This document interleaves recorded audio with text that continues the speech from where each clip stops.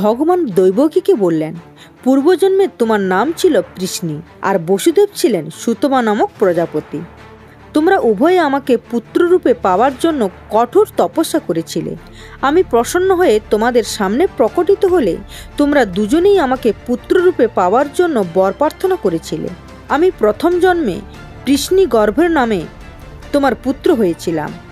দ্বিতীয় জন্মে তোমরা কচ্ছপ ও অদিতি হয়েছিলে, আর আমি বামন রূপে তোমাদের পুত্র হয়েছি।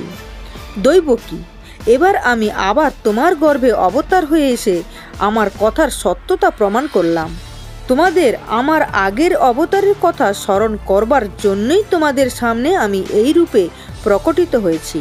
এখন তোমরা জানবে যে কংসের অত্যাচার শেষ হয়ে এলো। বাৎসল্য স্নেহে আমার চিন্তায় ডুবে থাকার ফলে তোমাদের দুজনেই পরমপদ লাভ হবে। এখন তোমরা আমাকে শীঘ্রই গোকুলের নন্দভবনে পাঠাবার ব্যবস্থা করো। সেখানে আমার যোগমায়া যশোদার গর্ভে জন্ম নিয়েছে, তাকে এখানে নিয়ে এসো। এই বলে ভগবান থামলেন।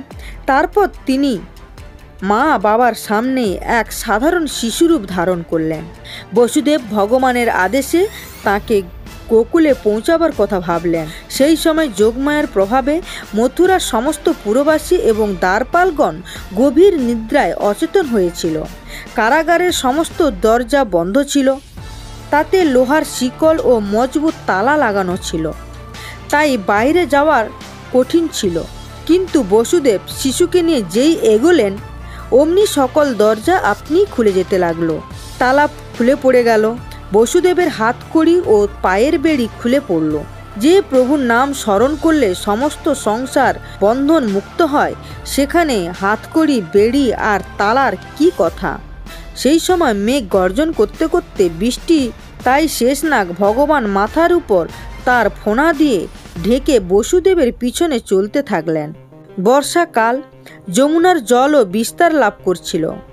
যমুনা ভাবলেন, যার পদধূলির জন্য বড় বড় মুনি ঋষি ব্যাকুল হন, তিনি আমার কিনারে আসছেন। এই ভেবে তার চোখ দিয়ে আনন্দ অশ্রু প্রবাহিত হয়ে বন্যা এলো। যমুনার প্রবাহ গভীর ও তীব্র হলো। জলের ফেনারাশি দেখা দিল। বহু আবর্ত দেখা যেতে লাগলো। বসুদেব যেই শ্রীকৃষ্ণকে নিয়ে যমুনাতে পা রাখলেন, তিনি তৎক্ষণাৎ তার জলপ্রবাহ সংবরণ করে শ্রীকৃষ্ণের জন্য পথ করে দিলেন।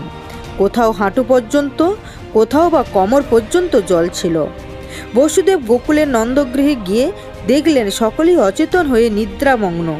তিনি তার পুত্রকে যশোদার পাশে শুয়ে নন্দের নবজাত কন্যাকে নিয়ে মথুরায় ফিরে এলেন। কারাগারে পৌঁছে বসুদেব কন্যাটিকে দৈবকীর শয্যায় শুইয়ে নিজের হাত পায়ে হাতকড়ি ও বেড়ি বেঁধে নিলেন। বাইরে ও ভিতরে সব দরজা আপনি আপনি বন্ধ হয়ে গেল। তারপর শিশুর কান্নার শব্দে দ্বারপালদের নিদ্রা ভঙ্গ হলো। তারা তৎক্ষণাৎ কংসের কাছে গিয়ে দৈবকীর সন্তান হওয়ার সংবাদ দিল।